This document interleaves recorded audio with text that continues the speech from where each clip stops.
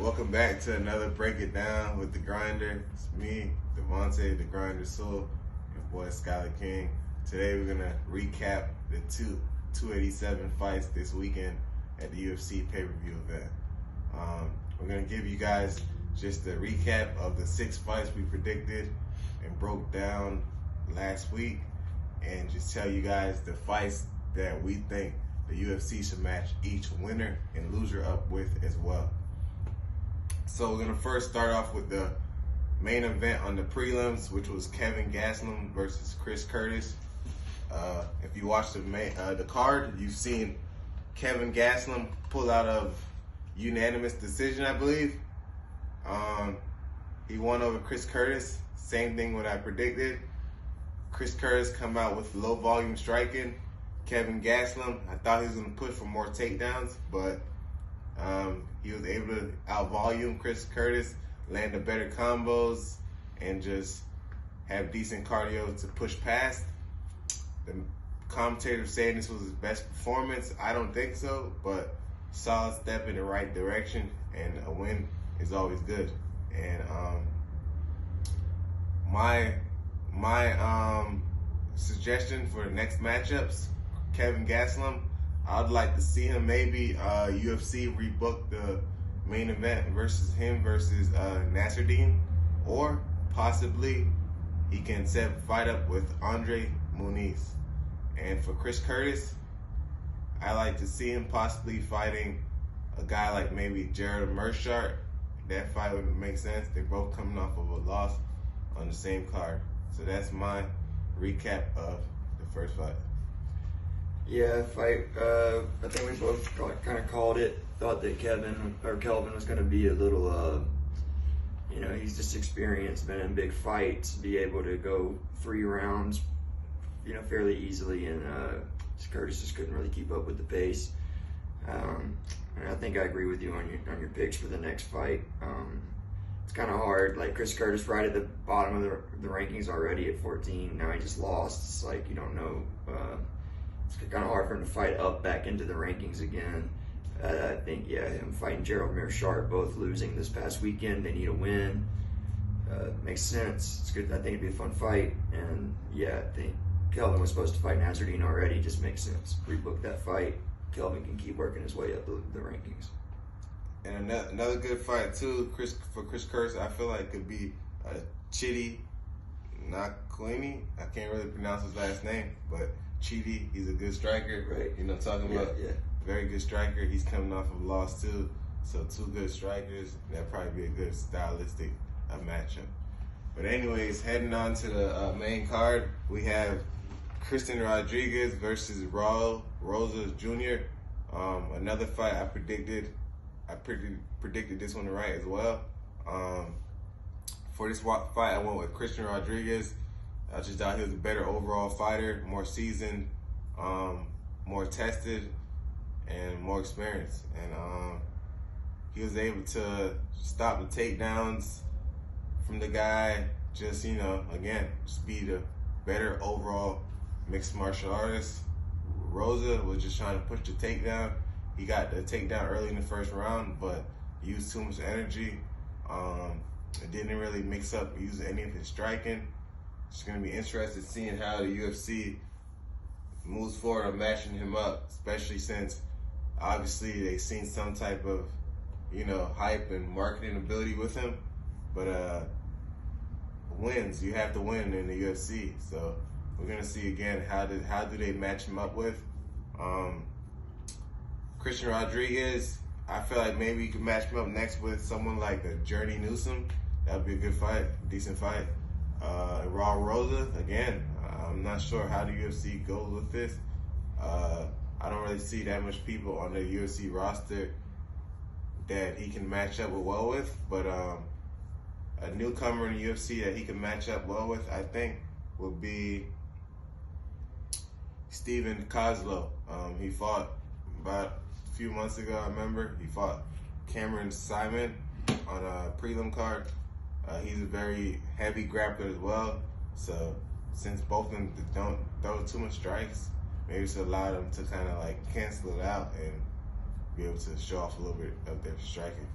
So that's my breakdown and recap of the fight between Christian Rodriguez and Raul Rosas Jr. Yes, it's tough for Rosas. He just got kind of grown man, and it's hard to.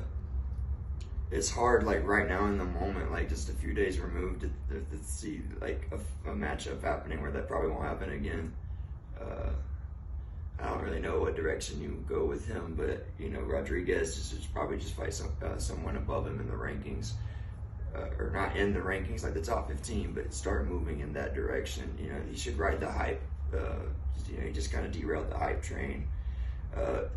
Get him in UFC 4 over Raul Rosas Jr. And yeah, no, I'm not really sure specifically who you give those guys to. Just work Christian Rodriguez up and to take your time with Raul Rosas Jr. I don't think the UFC should throw him back in there anytime, like right away to try to get the dub back. So the next fight we had on the main card was Kevin Holland versus Santiago Ponzinibbio. In this fight, we seen Kevin Holland pull out the second round knockout. Happened in the second round, I believe, right? Second or third, something like that. I believe it happened in the second round. If you guys can remember the fight, first round, Ponzinibbio came out good. Towards the end of the first round, he held on to Kevin Holland's leg. Kevin Holland hit him with the back fist. Yeah, and then that's when everything started going downhill, I feel like. The chin for Ponzinibbio is very suspect, honestly. He's been hurt, obviously, in this fight this past weekend. He's been hurt, obviously, in the Alex Moreno fight. You know, he's been hurt constantly in his past fights since he's been coming back from his injury. I feel like he just hasn't been the same after that injury, you know? Like, you hear a lot of times how it say, like, oh, it takes one fight to blow up, like Masvidal. But it also takes, you know, just one fight, one patch, just to, like, make you not the same fighter as you once was. And I feel like we've been seeing that with Ponzinibbio. He was very talented. Remember him fight back in the days versus Neil Magny, was starching people, man. I remember he fought, I believe, Luque, all those guys he was fighting. I mean, starching them, like killer on the feet. But now again, he's still landing good strikes, but it's just him getting touched on that chin. He's just not responding how you want to see someone respond. So, yeah, man, I feel like with Ponzinibbio, you possibly could rebook the fight with him and Robbie Lawler. They're both kind of, you know, again, at that tail end of their career. Both of them, honestly, aren't as durable as they used to be. So that would be a good fight for both of them. I feel like they're in the same age group as well. Santiago Ponzinibbio versus Robbie Lawler. That would be a banger of a fight. And for Kevin Holland, hey, he looked not too bad, actually. Not too bad this weekend. He's just a lanky, weird guy. I feel like you just got to be on point with him. Next, I feel like Kevin Holland, we could see him fight a guy like Vicente Luque. That would be a banger as well. Two guys probably going to strike in the middle, and two guys that can grapple as well if they need to. So that's my recap for Kevin Holland versus Santiago Ponzinibbio. Yeah, no, Kevin Holland showing off the new takedown defense, the back fist takedown defense. That was nice. He's a weird dude. Gets power from weird angles. He's knocking out guys like Jacare from bottom half guard. The big knockdown on Ponzinibbio that, like you said, kind of led, like, there was like a trickle down effect. Next thing you know, Kevin Holland kind of like putting on pretty nice performance after that. Big highlight reel knockout. I know he's got a mouth, so he's talking about a lot of different people, and he obviously calls out Masvidal in the ring, but Masvidal, of course, we'll get to that later, he retires, but he was throwing out like Michael Chiesa's name backstage. I wouldn't mind seeing that fight. I like the Vicente Luque fight too. I think both of those, I think Luque's ranked 10, Chiesa's ranked 13, and I think it'd be a nice little way for Holland to kind of squeak his way back up into the rankings. And then I'm with you, Ponzinibbio versus Robbie Lawler. Get that rebooked, put that like featured prelim, or open up a pay-per-view main card. Get these guys some money. It'd probably be a pretty competitive matchup. Be a fun matchup for the fans. Yep, that'll be good. Good picks. Good picks. All right, so next we're going on to the featured bout. We had Rob Font versus Adrian Yanez. This fight ended in a knockout, I believe, in the first round, actually. First round knockout from Rob Font over Adrian Yanez. Rob Font was the underdog. I told you guys, if you had money, if you had some extra money, put it on Rob Font. If you watch the breakdown in the past videos, make sure you subscribe too, guys, and check out the past videos. But anyways, if you watch the breakdown, I told you guys, if you got some money, put it on Rob Font. Put some money on Rob Font. Rob Font went out there and he looked like the vet, you know, the young guy. Adrian Yanez was kind of just, you know, he wanted that win. He just felt like it was his. But Rob Font came out there and said, you know what? I still got some tricks and some tools and some work to do. So Rob Font came out there, landed that right uppercut. Adrian Yanez's head went crazy. Eyes went to the back of his head, and before you know it, he was out. Great finish by Rob Font, probably his best finish in the UFC.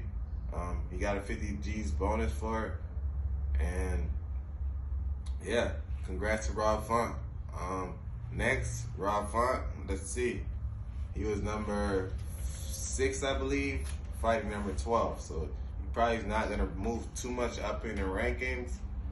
The person in the rankings that's above him that he hasn't fought yet, I would say is Peter Yan. Peter Yan, same kind of style, boxing heavy style, but he'll actually be more patient than Yanez, so be a little bit more of a challenge. But that's the fight I think makes sense for both fighters.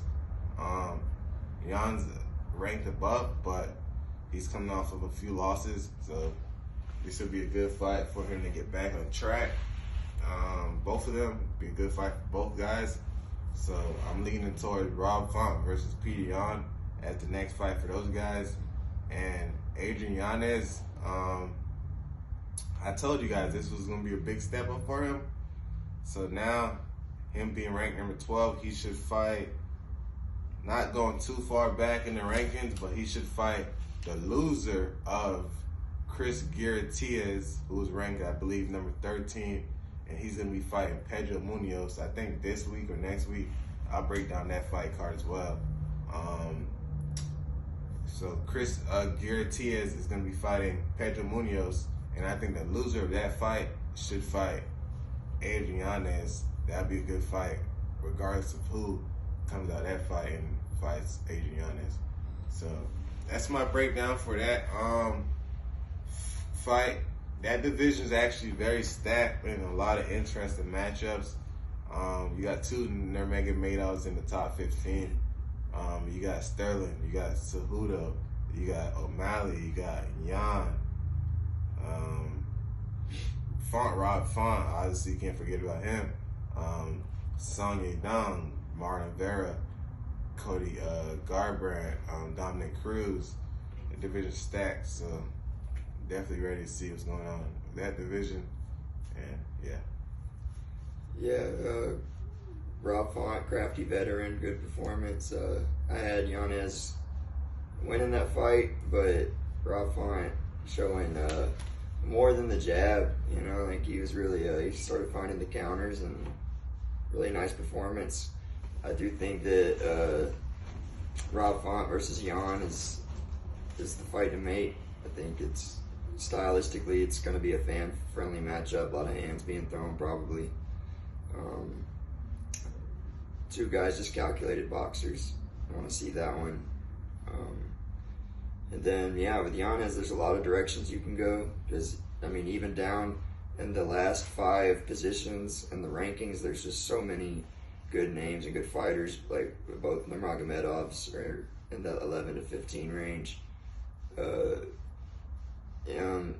Yanez versus the loser of Gutierrez Munoz, that's a good fight if you want to sit and wait on that one. Or I saw Ricky Simone is kind of in that range too, at like rank number 11 or 10, something like that. Probably wouldn't be a bad matchup for Adrian Yanez either. Yeah, I can't remember. I know Ricky Simone's ranked against. He's got a big fight coming up against somebody in the top 15. I can't remember off the top right now, but he's fighting somebody definitely in the top 15. Right. So either way, Yanez going to take time off too. That's a bad knockout. I think he might be fighting Song Yudong. Ricky Simone. Okay, word. I'm not sure, but Ricky Simone's a solid competitor. So yeah, so the next fight we had was Jorge Masvidal versus Gilbert Burns. Pretty much how the fight went, how it kind of decided, like, of course, Masvidal could have knocked the guy out, because, I mean, it's a fight, anything can happen, but Gilbert Burns, used to takedowns after the end of the first round. He, went to the takedowns and just pretty much controlled the fight, and Masvidal just kind of accepted. I honestly felt like at one point, Masvidal, between the second and third round, he was like, fuck, like, he knew, like, this was it, right? So, man, that's the fight game, man. Like, Masvidal, at the end of the day, 20 years in the game, I think he only got knocked out like once or twice. So, great career, made a lot of money, and came up off that flying knee. So, can't hate on him for that. And we'll see what he does next. Gilbert Burns, solid performance. Felt like he could have did more, honestly. I mean, a lot of people didn't want to see Masvidal get knocked out anyway, so I guess they kind of, let him slide with it. But yeah, Gilbert Burns said he wants a title shot next. I mean, I guess he's right there, but maybe one more win versus maybe like a Belal Muhammad, a rematch with Kamar Usman. I don't know, because he's ranked number 5 and he beat the 10th ranked guy.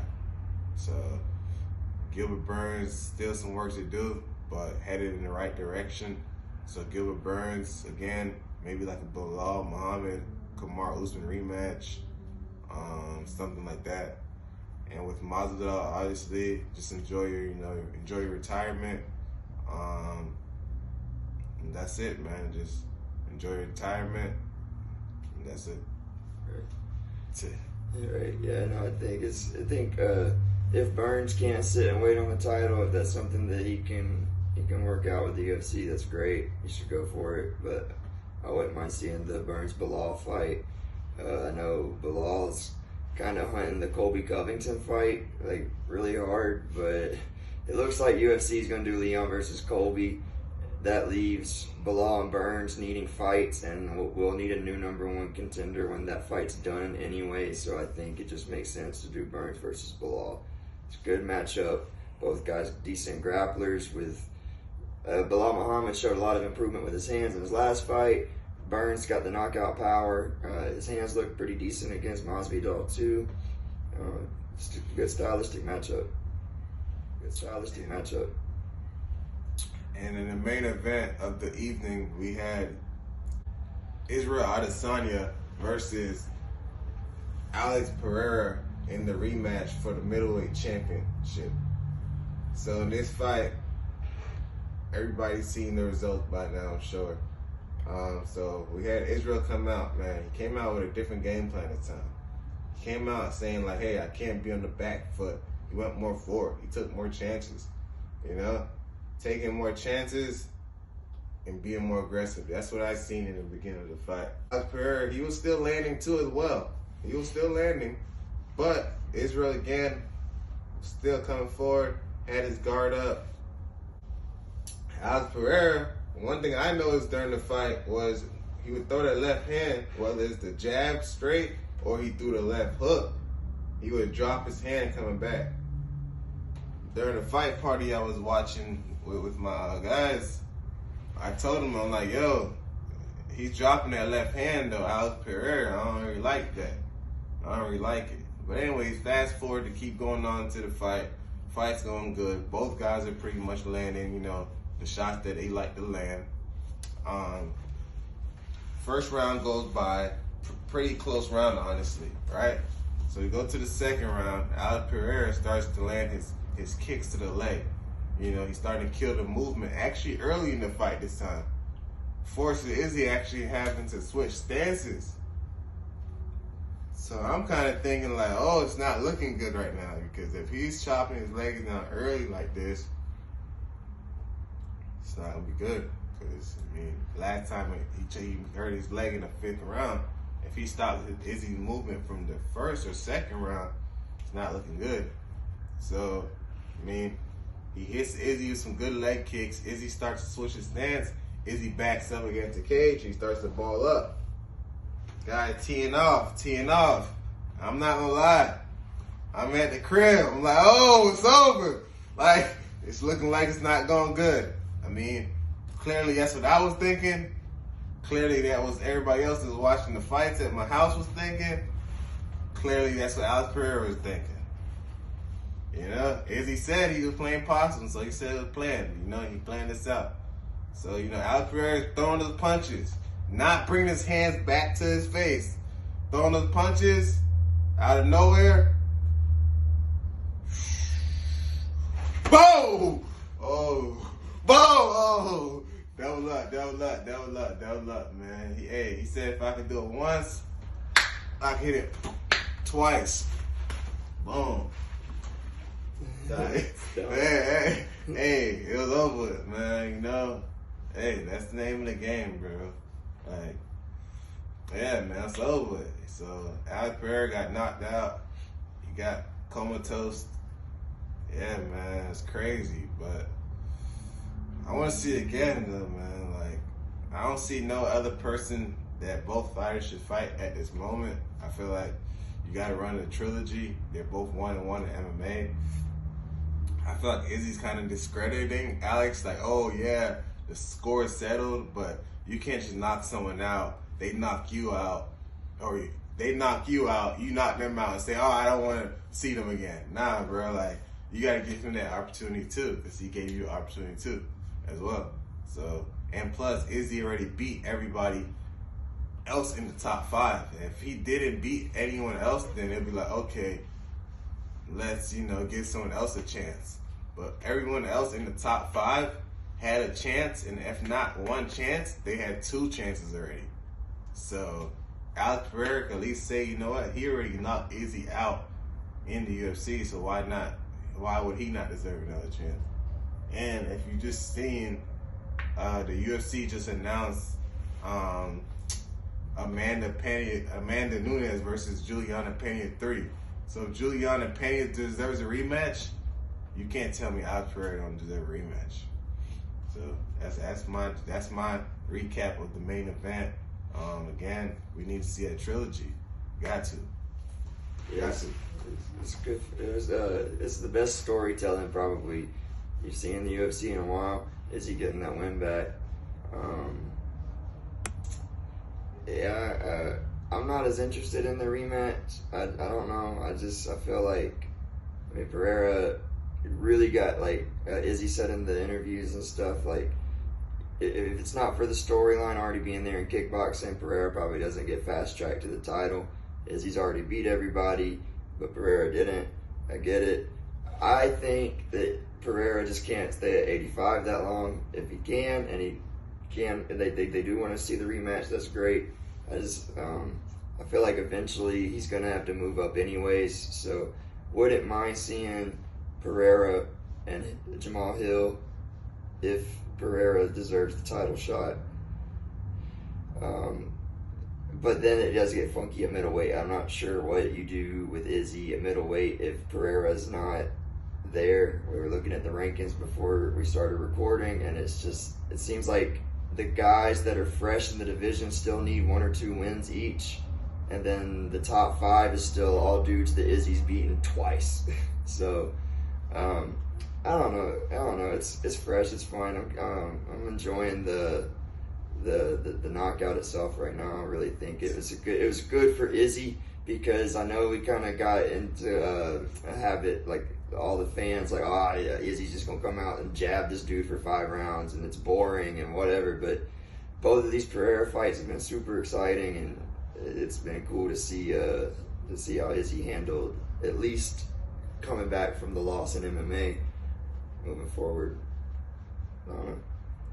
Yeah, man. I just feel like, man, said there's no other person you can fight, man, at 185. Like, why not? And then, like you said, both fights been good. It's like, it takes 2 to tango. You need that certain guy to help elevate your game. And like this fight, if he fights Pereira, it's gonna be a good fight. But if he fights someone else, Karen or someone else, it could be Romero, whatever, could be boring. But when Izzy fights this guy, Izzy has to fight, or else he's just gonna lose. So yeah, man, I need to see that again, bro. But anyways, man, that's a quick recap of UFC 287. Break it down with the Grinder, with my boy Skyler King. Again, we just breaking down the fights for you guys and recapping. This weekend we have Max Holloway fighting Arnold Allen, so I'll definitely work on dropping the breakdown this weekend for the fight this week coming up. So again, subscribe, click the notification bell, leave a like, follow, share, tell a friend, and also my boy, check out his YouTube page, SkylerKingBJJ, for more content. Again, subscribe, like, share, and thank you for tuning in to another episode of Break It Down with the Grinder.